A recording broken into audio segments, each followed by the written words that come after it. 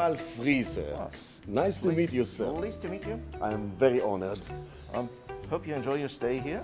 Oh, let's see. Please, tell me a little bit about the museum, such a fantastic building with a lot of history inside. This is over 100 years of brand history. Established in 2000, the museum, containing approximately 65 cars. I don't know how many dozens of motorcycles. And this is just a show of the Audi history until, let's say, the late 1980s. And we have currently 570 cars in stock. This year is just a bit, you can see. The tip of the iceberg. Yep, but really special vehicles we have here. I'm sure. Can you take me please to one of the cars that represent the beginning, where it all started?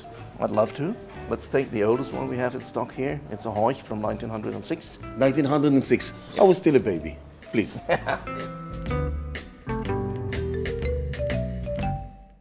See, oldest car in storage, but unfortunately I didn't tell you the truth. You didn't tell me the truth. Nope, I lied. It's even 3 years older, 1903.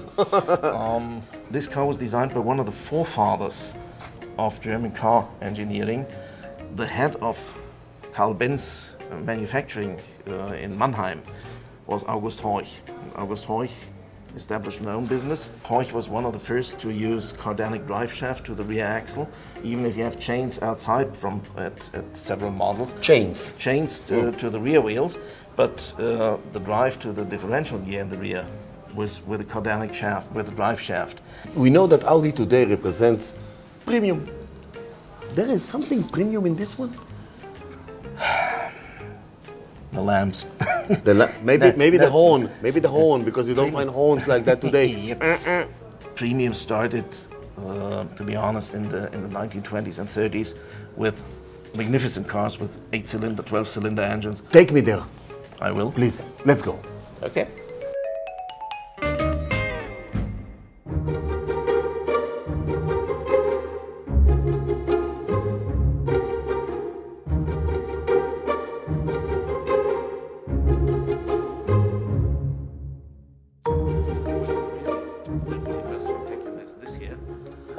Ralph, this is a classic car. Yep, 2 tons of beauty. First V12 of the company, only V12 in pre-war times. Only? Only. This year, body built by Horch, by themselves. Practically everything came together from with Auto Union or separately from Auto Union? Just before they joined Auto Union, this was in 1933, and they merged to form the Auto Union in 1932. So this is the last car which was built without 4 rings on the front grille, on the radiator. But without the 4 rings, but with a V12 engine or a 12-cylinder engine. It's magnificent, 6 liters capacity, 120 horsepower, so ridiculous compared to today. Maximum speed? Approximately 135. If you're daring. Kilometers or miles? Kilometers. If you're daring enough. This is not a sports car. They call it sports convertible. They call it sports car, exactly. Yeah, sports convertible, but 2 tons of sports convertible. This is not really a rally car and a race car. But so sport was just for... Sport was for marketing. This is something different. And they had, of course, sport at that time, but really spectacular sport took place in 1934 when Auto Union was already formed with Formula 1 racing cars. Exactly. And of course we have one here on display. You have one here? Yeah. Let's go. Show it to me. Show it to me.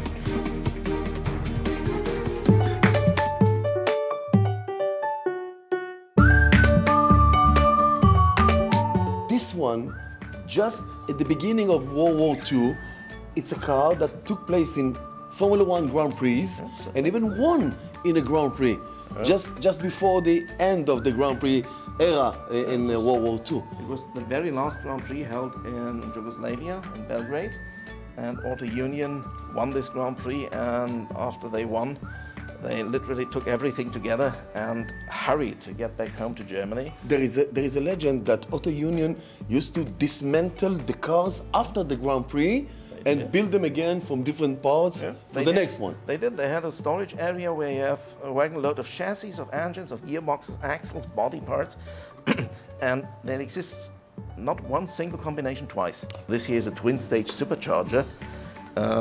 Three camshafts and throwing out 485 horsepower. This is incredible even for today. Listen, I look at the technology and it's fabulous, and I could stand here with you for hours speaking about the aerodynamics of the car, the technology of the car and everything, but let's stay, at least for the last car that we're going to be in this visit, let's stay with motorsport and go to more modern era.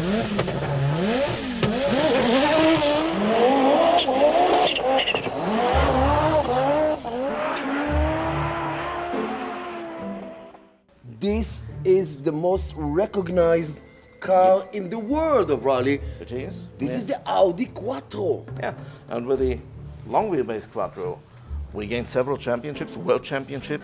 This year is the Evolution, short wheelbase Quattro, the Sport Quattro.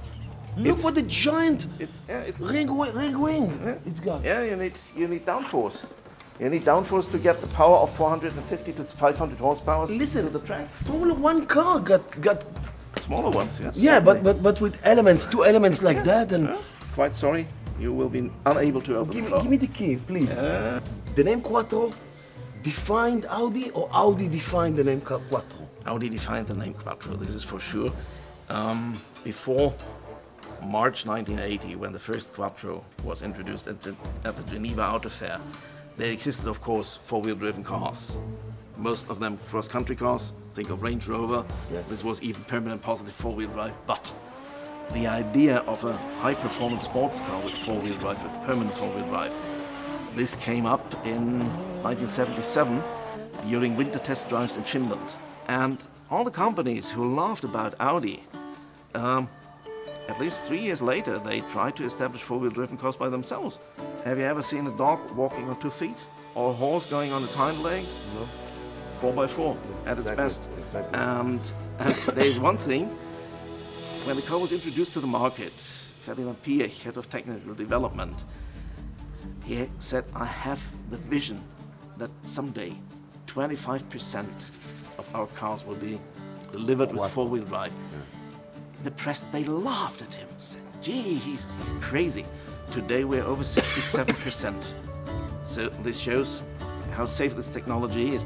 Ralph, I could stay here and talk to you about cars, especially sports cars, for ages. And I know it's not only Formula E or Rally or Le Mans or whatever, you even go to the moon, and you know that I'm right, you go to the moon soon. I'd love to talk with you over decades, and I'd love to show you the car on the moon someday. Someday we'll get to the moon. Let's fix a date at the moon together. First of all, behalf of the viewers. 3 o'clock after tea on the moon? Yes, we have a date. Behalf of the viewers, I would like to say thank you very much. תודה רבה. It's in Hebrew, תודה רבה. You're welcome. It was a pleasure talking to you. אני אומר לכם, חברים, המקום הזה ספוג באנרגיה, ספוג בהיסטוריה, בטכנולוגיה, בכל דבר אחר שאתם רק יכולים לחשוב עליו בקטע של אהבה למכוניות ואופנועים. אם אתם חובבי אאודי, אז זה בכלל אחד המקומות שאתם חייבים לבקר בו בחיים, אבל גם אם אתם לא, זה בהחלט המקום. לאוהבי הספורט המוטורי, זה פשוט גן עדן. אז בואו, זה מומלץ להיות כאן באינגולשטאט. אנחנו נמשיך לטייל. We go on and take a tour in the next one. I can see